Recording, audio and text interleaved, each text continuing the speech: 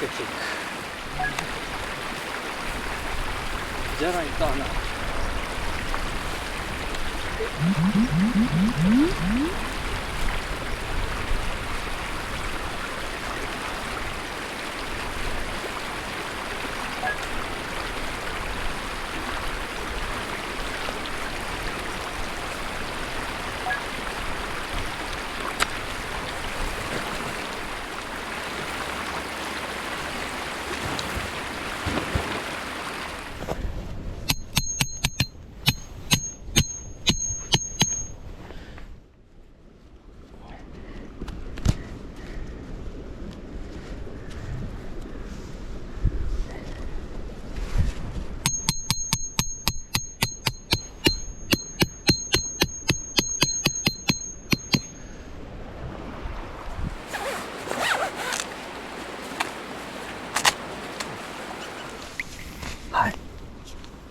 4ジップ。いいね。これが良くて買ったんですよね。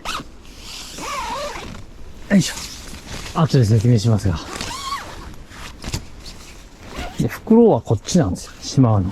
だから、まあ、両方にあった方がいいんですけど、まず一回閉めて、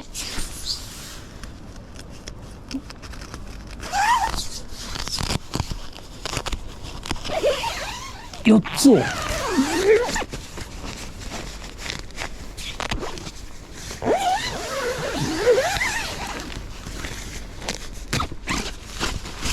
で、これを、まあ丸めて、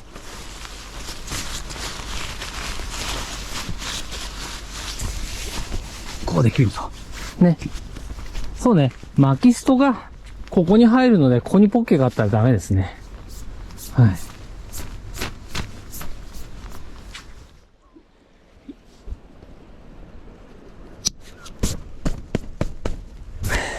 もう墨ついちゃったね。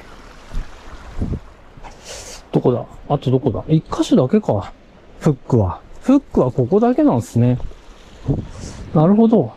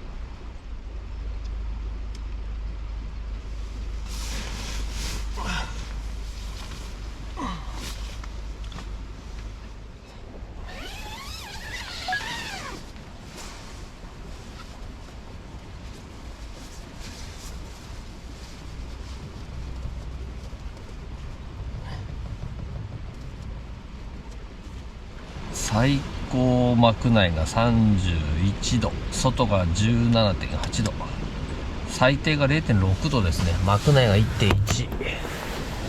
あったかいわね、やっぱりここは。